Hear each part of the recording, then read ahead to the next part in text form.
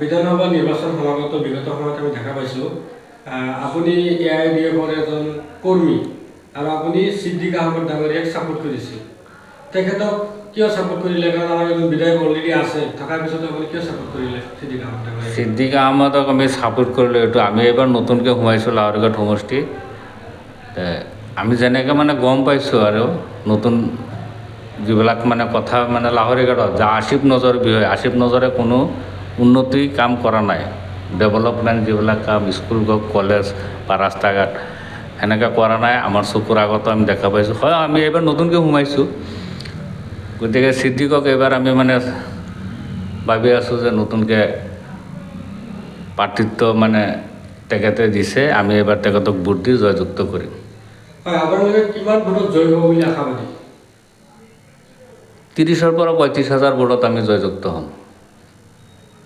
এটা একদম 100% শিওর।